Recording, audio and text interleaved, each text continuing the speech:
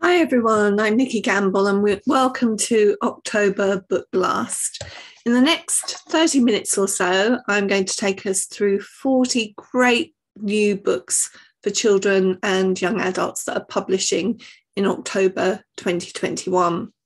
We're going to be looking at some great picture books, fiction, non-fiction, and this month there's a lot of great new poetry as well. So let's crack on and see what the month has in store for us. So starting with picture books, first up is You Can, written by Inclusive Minds founder and director Alexandra Strick and illustrated by inclusivity advocate Steve Anthony. You Can follows 14 representative children from babyhood through to adulthood.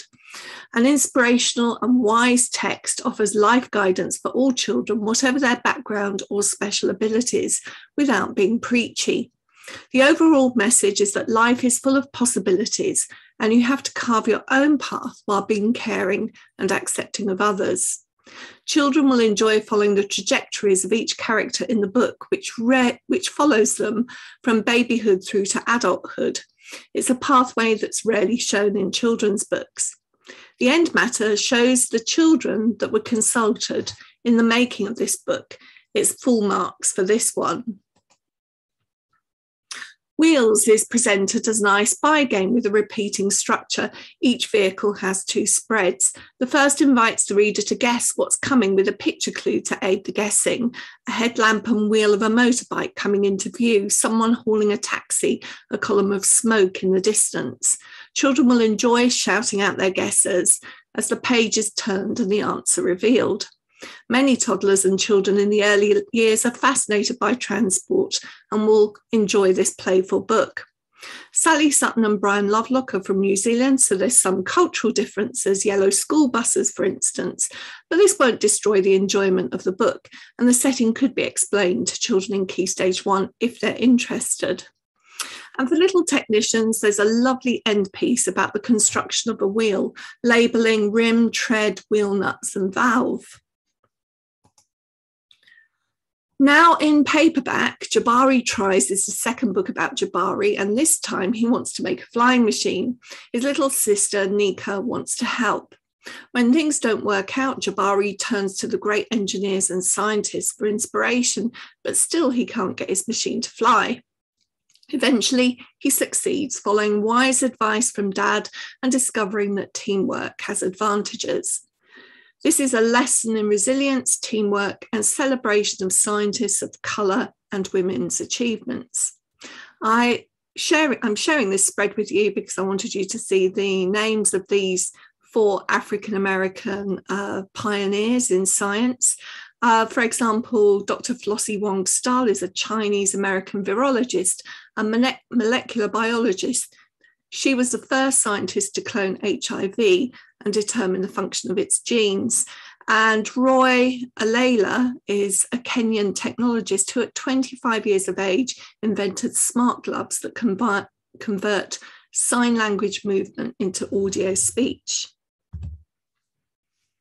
If you've been around the block a few times like me, then you might remember Little Bo Peep's library book, which was published in 1998, and I'm thrilled to see this reissued. Little Bo Peep has lost her sheep and doesn't know where to find them. As she searches, she comes across Little Boy Blue reading a book about bike horns, and he advises her to try the library. Mother Goose, the librarian, sends her to the cookery section, but the only character there is Big Bad Wolf, and he's reading basic little girl's cookery book. In the crime section, the Queen of Hearts is reading a crime novel, Who Stole the Tarts by Mrs. A. Summers Day. And the irony that the children will quickly notice is the sheep are following her all the time. It's beautifully done, with clues to guess the character before you turn the page. And there are pull-out little books to read, but keep an eye on them or they'll go missing like the sheep. Just like the Albergs, Cowell is on point in getting this pitch perfect for her readers. Setting aside the fact that this grandmother in this story looks old enough to be a great-great-grandmother, this quirky little story brings a fantasy element to the well-charted territory of wildlife conservation and saving the planet. Two children visit their grandmother. They are bored by her stories and her old-fashioned house. For the reader, the irony is that the house is packed with fascinating details and there's lots to point out and talk about. Anyway, one night the children are in search of their grandmother and they come across a room they haven't seen before. It's stacked from floor to ceiling with pickle jars, and the contents in each jar is something special that's being preserved from planet Earth. Stepping through a doorway, they discover a new world where their grandmother is busy harvesting all the special plants, animals, and features that need preserving, and they are soon enlisted to help. It's obvious how this book offers itself as a starting point for wildlife conservation projects. I anticipate lots of children filling their own pickle jars with models, pictures, and things that they've collected to show what they would like to save.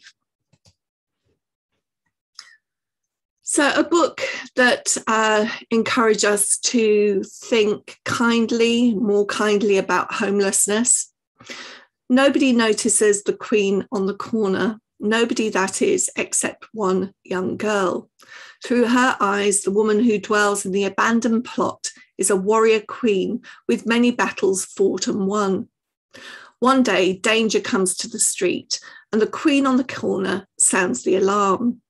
The little girl must find a way to thank her. Can she bring the community together to turn the queen's corner into a home? Sensitively written by Lucy Christopher, who is the director of the MA in Writing for Young People at Bath Spa University, and illustrated by Nia Tudor. You may want to read this book alongside Debbie Gliori's A Cat Called Waverley that I introduced in August.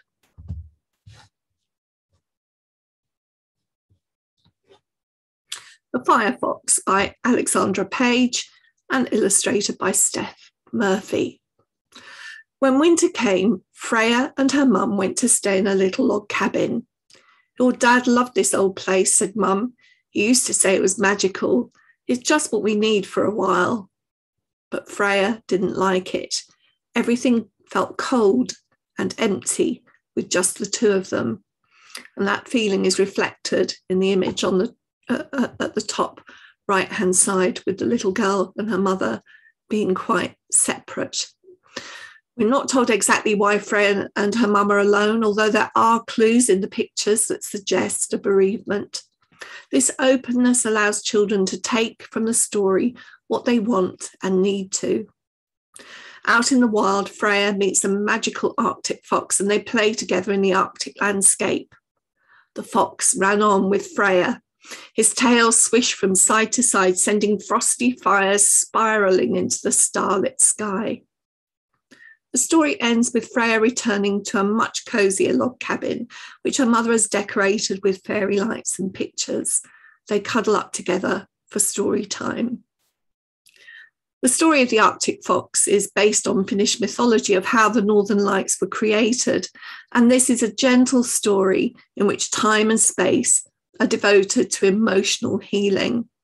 It's stunningly illustrated by Steph Murphy. The opening end paper of this wordless book presents us with a crowded cityscape, apartment blocks and shops. They fill the space with a few trees dotted between, which are dwarfed by the high-rise buildings. Cranes on the horizon suggest that the city is still expanding. The muted monochromatic palette is overwhelmingly grey, and the few people on the street are small and anonymous. Turning the page, we see a boy in his bedroom, and we surmise that he's creative from the objects surrounding him. He appears to be packing, as do his parents in the room next door. And as we turn the pages again, we see this image here on the screen in front of you, the family heading out of the city over the river and into the natural space where buildings give way to rolling hills and woody dells. They're going to see the boy's grandparents in the country. Free to wander the forest, we see the boy in reflective poses, stopping to wonder before taking the plunge into the lake. Finally, returning home as the stars twinkle in the sky overhead. This is a debut book by Korean illustrator Kim Ji-hyun, and it has a distinctly Asian feel in the reflective space it allows for readers to take in the beauty of a landscape and be present in the moment. Perhaps this is a book to add to your outdoor reading collection, particularly if you're fortunate enough to have a forest school. I would advise avoiding rushing to tell the story. Instead, share in small groups where you can have a relaxed conversation about the thoughts and feelings evoked by the images. Other responses, such as creating soundscapes or group poems from collected thoughts, might work well. The Spots and the Dots is a simple but clever story about the fear of outsiders and how such mistrust is rarely based on truth. Young spots are brought up to fear the dots, who are scary, and they're warned not to go over the hill. But when one adventurous youngster breaks the rule and meets a dot, it quickly realizes they have a lot in common. Turn the book around and the story is told from the perspective of the dots, in a complete mirroring of the spot story. This is clearly a great stimulus for discussion with readers of all ages, and its allegorical nature means that it can be applied to different kinds of contexts, from making friends to opening up discussion about anti-racism and other kinds of intolerance. One of the strangest books in this month's selection is The Queen in the Cave, and I absolutely adored it. It reminded me a little of Alice in Wonderland and Anthony Brown's The Tunnel, as well as Maurice Sendak's Outside over there. The Queen in the Cave is a modern fairy tale and one that can be read on many levels. It has the hint of danger and wildness that great fairy tales have. Franca is the oldest of three sisters. One day, they are bored with nothing to do, and Franca suggests an expedition to find the Queen in the Cave. Their quest becomes increasingly dark. The frightening became thrilling. The wild became wondrous. The two younger sisters turn back for home, but Franca journeys on until she finds the Queen and discovers she is indeed a wilder version of herself. Enigmatic, unsettling, with plenty of readerly gaps allowing the story to be read and interpreted in different ways. This is one for older readers.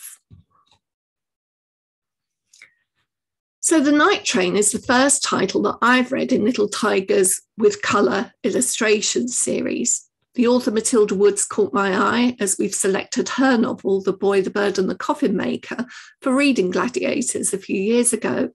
I'm really glad I read it. I thought it was great. The story is whimsical. The night train's passengers are all bound for Sleepy Town, where they encounter the dreams of their dreamers. There's a Yeti that drinks iced tea. You can see him there with the train conductor. A princess who started out in her dreamer's dreams as a princess who needed rescuing from a dragon. A boring occupation, but now she rescues herself. Henri, who used to be a footballer, but now his dreamer dreams of him as a ballet dancer. There's a monster too, who wants to be on the dream train, not on the nightmare train. The train itself is reminiscent of the Polar Express as it traverses vast snowy landscapes. There is a problem to be solved, and Princess Daisy galvanizes the other passengers into action. I like this book a lot. It's really great to see such care being taken over the production of younger fiction. Looking at it from the point of view of a reader of this age, I would like to have seen some delineation of stopping points, not necessarily something as obvious or as rigid as chapters. A line of snowflakes, for instance, would have given an indication of a break. It's unlikely that readers of this age would read the book at one sitting, and this would help them to feel a sense of achievement. It is a lovely step into reading longer fiction, and just a visual indication of some of the other books that are available in this series. If you don't know it, I would recommend that you check it out. So we have the fourth book in the Anisha Accidental Detective series. These are funny and fast-paced stories. The Anisha stories feature an extended, blended family, which Serena Patel says are part of this generation's reality, even in Indian culture. The heroine, Anisha, loves science, and the stories are peppered with references to scientists and discoveries. The humorous first-person narrative will be very popular with readers from around 7 years upwards. Better known for his young adult fiction, Melvin Burgess's novel for younger readers from about 6 upwards is a brilliantly funny critique on the culture of fame and celebrity. Brandon, pictured here by Chris Mould, is challenged to count up to 1 million. The higher he counts, the greater the public interest in his achievements. When he reaches 30,000, he goes viral, and by the time he gets to 1 million, he has a manager and a stadium of fans counting with him. This book is a great way to open a conversation about YouTube celebrity, and laughter is much more powerful than proselytizing. So it's been 20 years since the publication of the first Dragon Rider story, 1997-2004 in English. And the basic premise of the Dragon Riders stories is that the mythological creatures of the world are under threat. The Green Glooms set up a sanctuary for them in the Norwegian wilds. However, there are villains out there who would like to see them destroyed, and this time it is the oceans that are under threat, particularly the Aurelia, a giant jellyfish. If the Aurelia is harmed, then all the mythological creatures on the earth will disappear. The race is on to save her. Catherine Bruton has taken another classic story and given it a wholly original twist to reflect contemporary values, and in this case, to take the readers back to some of Mary Shelley's central concerns, which have been distorted by Hollywood imagery and tropes. Maggie's father has dedicated his life to hunting down Frankenstein's monster, and now his quest takes him to the frozen north, and Maggie accompanies him. It's a page-turning adventure to which the excitement of the vaudeville circus is added. However, there is more to this story, which invites readers to consider the effects of othering, to think about how outsiders are persecuted rather than treated with kindness when they are in need, and it also addresses issues of neurodiversity and issues around mental health. It's all done with super storytelling skill, so the reader will be able to sink into the story world without feeling lectured. Well, it's barely possible to do justice in 30 seconds to this most remarkable ecological thriller from Nicola Davies, with stunning cover work and chapter headings by Jackie Morris. Nicola brings all her knowledge about the natural world to bear, along with extraordinary craft. It's both page-turning and elegiac. It feels as though a lifetime of love has been poured into this one book, and I cannot recommend it highly enough. If you were at an audience with Nicola Davies earlier in the year, you'll have been treated to a premiere reading of the first chapter. I hope that if you are watching this before the date of the launch on October the 14th, 2021 at 8:00 p.m, you will join me for what I'm sure is going to be a very, very special evening with Nicola and Jackie. RSVP to the address on the screen, assistant.literature@gmail.com, if you would like to attend. Well, this story is gripping from the first page. It's a magical realist story infused with West African myth and folklore. Born into a family of West African witches, Sheba is terrified of her mother, who can turn into a crow. But like mother, like daughter, magic runs through her blood. Sheba can, through a sense of touch, unravel people's innermost thoughts, their hopes and their fears and their secrets. And like her mother, she can shapeshift too. Through the communion of ancient magic, blood and friendship, she slowly uncovers the murderous truth about her stolen childhood and steels herself for her future. If you haven't yet discovered Yabba Bado, it's time to treat yourself. Wild magic in a story that has the feel of Ghana and Cooper. Orphan Tom is summoned by an uncle that he didn't know he had to an old farmhouse in Suffolk surrounded by a moat. Time seems to operate differently here, and there are strange energies at work.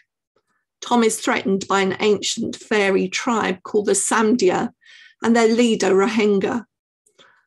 Why have they taken against him? And who are the two strange young people who seem to live under the spell of his uncle?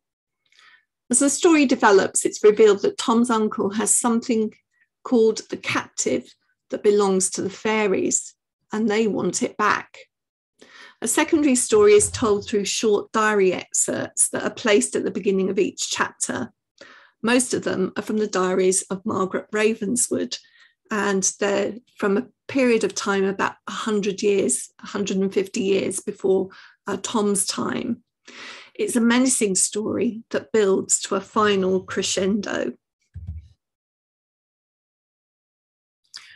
This is another book from writer and poet Richard Lambert, author of Wolf Road, but this time it's quite a different story.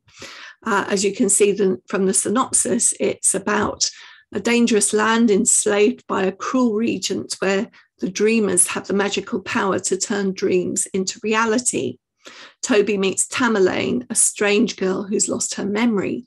To uncover the mystery of her identity and get Toby back home, the pair must go on a thrilling journey to the heart of the kingdom and the castle of the regent. This has in its structure echoes of The Wizard of Oz, as Toby has to find his way into the heart of the city, confront the regent, and then return home, just like Dorothy. Young adult fiction here from Australian Lisa Fuller, Ghostbird. Stacey and Lainey are mirror twins. That's a rare occurrence. That means that if one twin has a mark on their left cheek, the other will have it on their right. In fact, the twins could not be more different from one another. Stacey works hard at school, Lainey skips school and sneaks out to meet her boyfriend.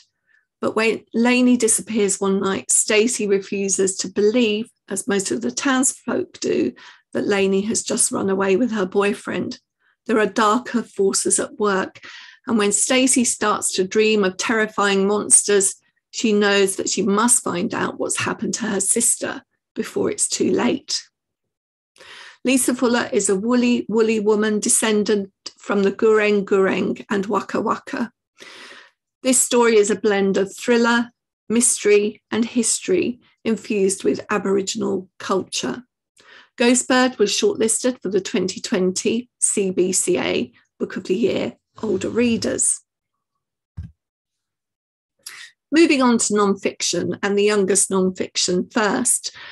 This is the second book in Scallywag's Follow My Food series, and it's all about honey production.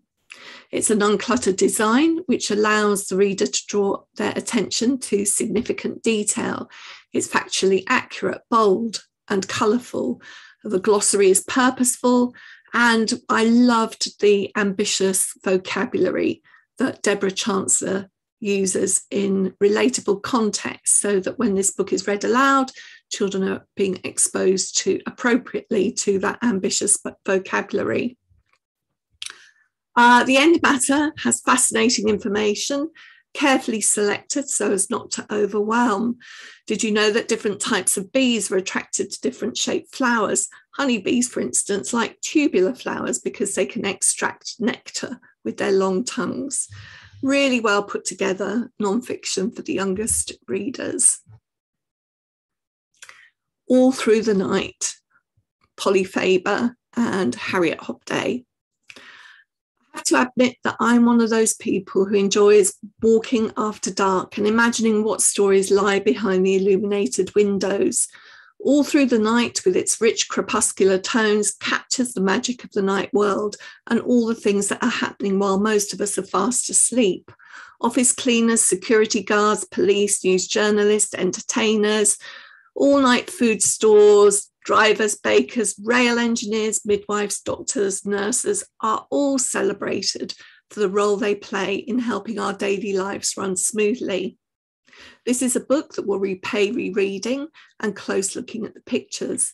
There are posters and flyers to be read, clues to other jobs that may not be mentioned in the text, and a family of cheeky foxes making the most of the opportunities that the nighttime affords.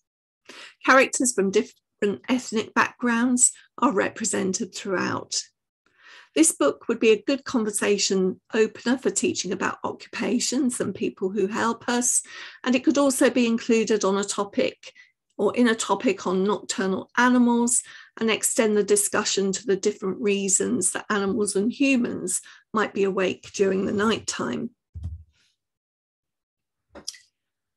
Little Glow is a candle flame who wishes to glow bolder and brighter.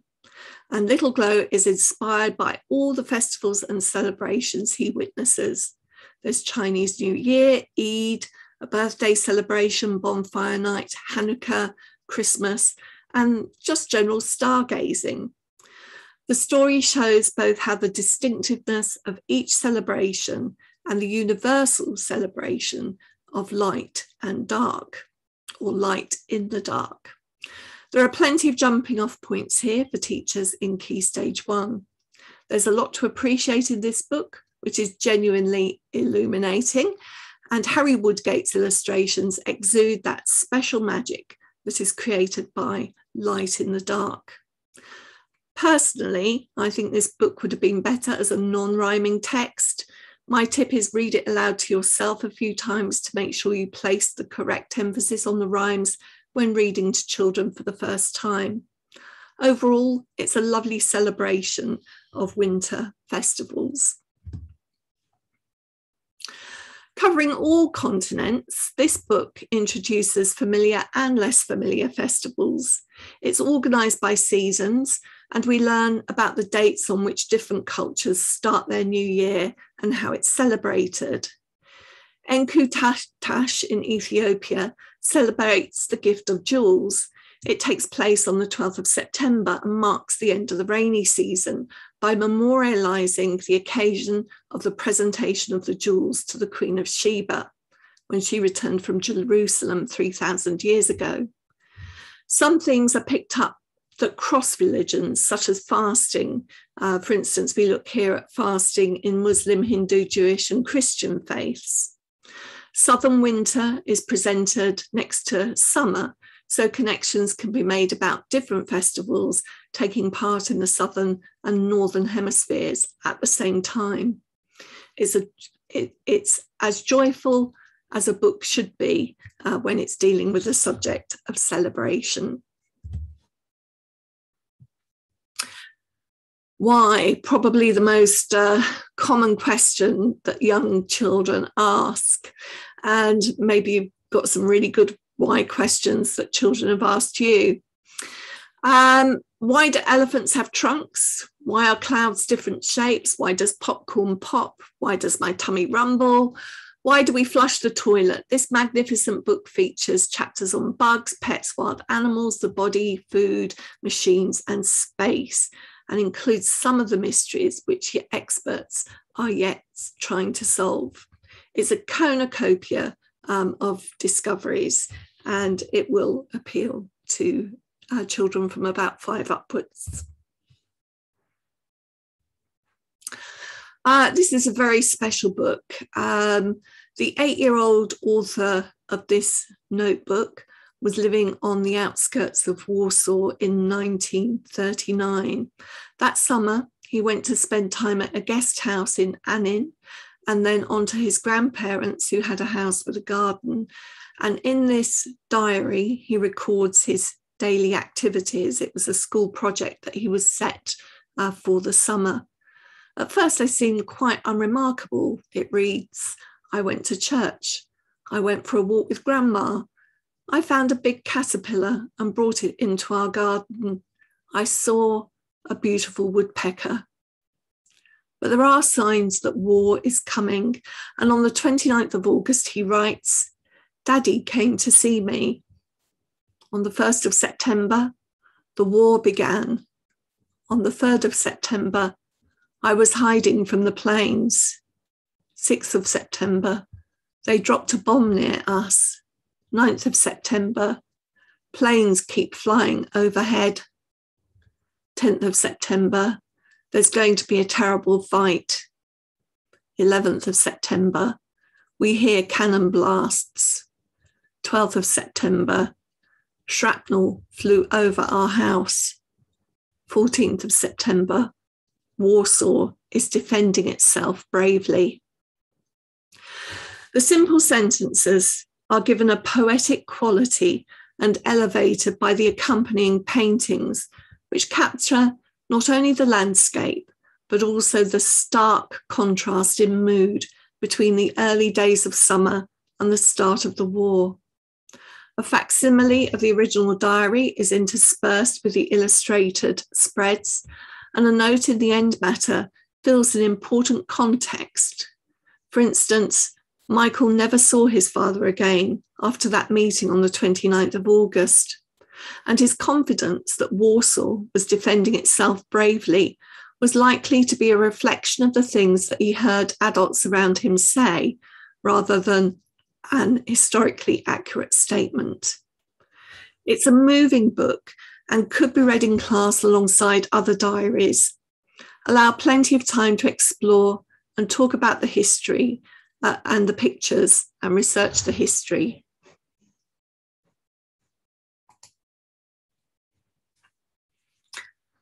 Great Britain's 50 people in this book, and it's no mean feat, is it, to choose just 50 people from across history and to get the balance right. And Imogen Russell Williams has done an absolutely fantastic job here. Musicians, artists, sporting heroes, scientists, royalty from across the British Isles are represented.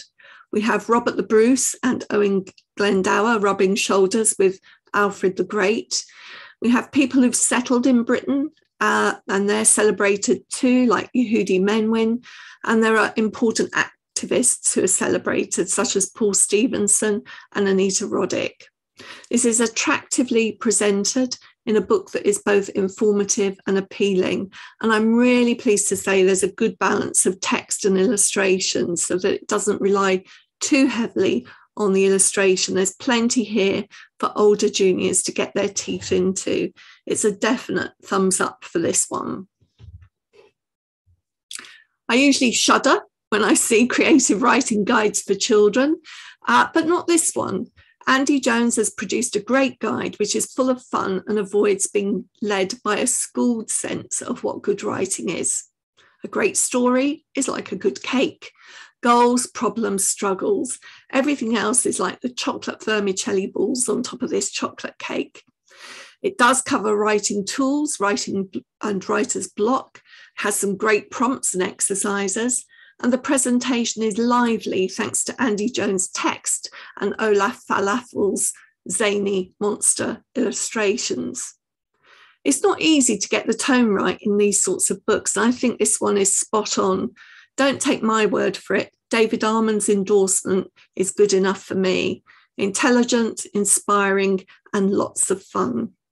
And I'm really sorry, but there really is no cake included with this book. So on to the latest Histronauts adventure from Frances Durkin and Grace Cook.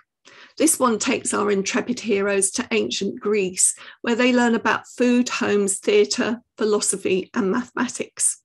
The contemporary characters allow for a questioning approach to the past, allowing the main narrative to present itself authentically, so that in this way, slavery and animal sacrifice can be dealt with both both authentically but questioned by the contemporary characters.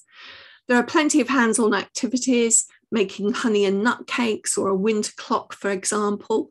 And I've tried the nut cake and it is delicious. So to find out more, you might want to listen to the podcast that I made with Frances. And like all the podcasts, many of the books that I've been talking to have podcasts associated with them. And you can find those by just searching for In the Reading Corner on your favourite podcast platform. Many of you will be really pleased to see a new book from William Grill, the author and illustrator of Shackleton's Journey. This is another true story, and this time it's the story of the elephant Bandula. It's set in colonial Burma, which is now Myanmar, and the story tells how veteran James William Howard learns from local elephant trainer Topoke a new way to rear working elephants with kindness rather than punishment. Together they transform training practices, and their efforts are later repaid when the Second World War threatens their safety, and the elephant Bandula leads a train of elephants and humans to safety. They have a perilous journey crossing mountains to the border and many obstacles to overcome. It's a compelling story interspersed with fascinating information about elephants. William Grill's illustrations are a visual treat, and they capture the vastness and lushness of the greenery of the landscape. And there's lots of information about elephants, as I say, interspersed with the narrative. So a heads up to let you know that the latest edition in Ben Garrod's Extinct series is now published. This is the series in which you can learn about the planet's great extinctions from the point of view of iconic creatures living at that time. This is really great science writing, which treats children as intelligent and curious, and it's assisted by the drama of paleo artist Gabrielle Ugieto's illustration. The latest in James Carter's collection of rhyming picture book nonfiction, this time is all about paleontology. Beneath our feet, way deep down and down, are beasts asleep in the cold, dark ground. They're skeletons now, they're fossils and bones. They're silent and still in a prison of stone. So let's go see them live their lives, and let's dig deep in ancient times. James takes us on a journey from the Cambrian period through to the Quaternary period. And I was pleased to see dinosaurs correctly placed on the timeline here. No Stegosaurus wandering around with T-Rex in this book.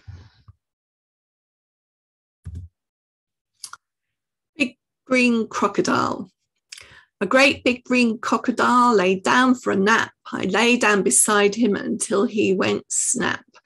We know how important early rhyme songs and stories are, but not everyone has a repository of rhymes to draw on. This collection is written by an experienced rhyme time practitioner. Rhymes come with instructions for simple actions, and many suggest themselves for particular times of the day, such as bath time, or this one for bedtime. This is a great book for babies and toddlers through to the nursery years. Songs for Our Sons is an inspirational book about the potential for our children. It's an accompanying book to Dreams for Our Daughters. To give you a flavour, here's one of the pieces of wisdom it includes. Keep a still place inside that you can call home, and know how to find it wherever you roam. These pieces of wisdom are good starting points for class discussion. What do we mean by home? How can you keep a piece of it inside you? Why might that be helpful when you're on your travels? Responses will, of course, depend on the range of children's experiences. I'm not entirely convinced about the need to differentiate between sons and daughters in this way, but it does provide an opportunity for broadening ideas of masculinity and female identity. If I was sharing this book, I would be inclined to share it with a reader probably older than the target audience and use this as a discussion opportunity. The messages actually transcend gender. When Poems Fall from the Sky, this is a delightful collection from Clipper winner Zarrow Wheel. This collection includes poems covering a wide range of form, including haiku, and they're all inspired by nature. They vary in complexity, and it's a book that will grow with readers from around 5 all the way to the top of primary school. Junli Song is a graduate of the Master's Programme in Children's Book Illustration at Anglia Ruskin University. Her screen prints capture the feeling of wonder that the poems exude, and they have references to Kew Gardens throughout. The book is published in association with Kew Gardens. Here's a poem to give you a taste. Butterfly Song. Good morning, wind. Remember me? I was here yesterday playing with you. Maybe my camouflage fooled you. Did you think I was just some flower or leaf that got caught in one of your pushy, proud puffs? The standout aspect of this collection is Zarrow Wheel's understanding that children have complex spiritual lives, and her poems allow for reading at many levels. Not everything has to be spelt out. It's a sumptuous production with good quality paper, and Junli Song's illustrations are in harmony with the poems and give them space to breathe. Michael Morpurgo's Carnival of the Animals is a collection of verse that will surely find a place in the primary classroom. It starts with poems that accompany pieces from Saint-Saëns' Carnival of the Animals and then branches out to other creatures. At the Height of the Moon, this collection, this anthology, has much to commend it. It's an anthology of art, poetry, stories, and snippets of writing, all about the dark hours when everything is magically transformed. Previously published in Germany, this edition retains the same works of art, but the writing has been anthologized specially for an English edition. The anthology is arranged about nighttime themes. They're listed on the screen. For me, the strengths come in the range of poetry from names we would recognise from children's literature, such as Benjamin Zephaniah, James Carter, Edith Nesbit, Valerie Bloom, Louisa May Alcott, Heinz Janisch. And they are found on these pages alongside William Allingham, Maya Angelou, W.B. Yeats, T.S. Eliot, Edgar Allan Poe, Wordsworth, Sappho, Simon Armitage, Caroline Duffy, and Walt Whitman, to name but a few. Poetry knows no age, and this is a collection that can last a lifetime. Some poems will be waiting for readers to grow into them or to be understood correctly, to be understood differently, not correctly, as the reader's life experience changes. Other poems that were favourites in childhood may be reread with some nostalgia and instantly trigger memories of childhood, as William Allingham's The Fairies did for me. The works of art are well produced, as you would expect from an art publisher like Prestel. And let me just go back a couple of slides. I don't know what happened there. There we go. So yes, you would expect the art to be beautifully produced. The paintings are principally from the European tradition and largely from the medieval period to the 20th century. There are a few collected folk tales too, from the Urals and from Russia.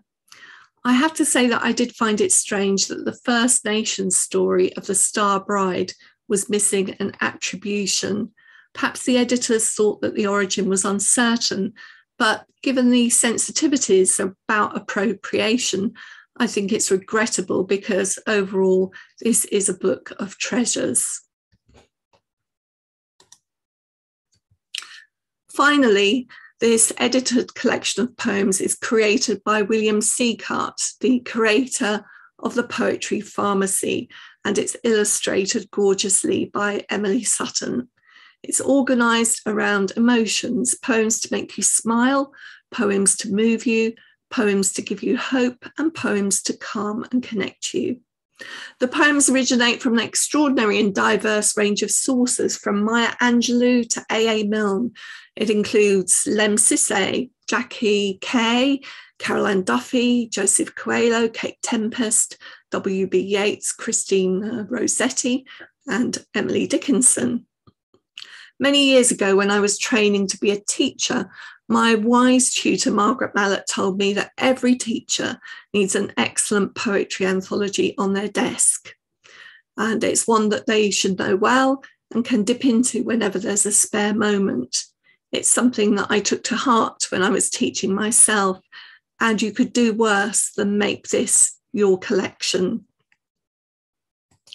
So that's all for October. Just to point out that all books are available from bestbooksforschools.com from Just Imagine. And if you have appreciated the time taken to put this presentation together and you're considering buying any of the books mentioned, then also consider supporting Best Books for School. I will be back in November for Book Blast November titles. You can register. You can register on using the link, or you can email assistant.literature@gmail.com to request access. So all the books that are mentioned in the presentation can be won at the live show, but not in the recording.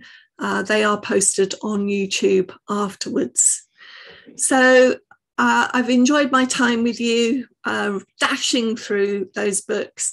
And as I say, 40 great new books to bring to you next month. But for now, goodbye.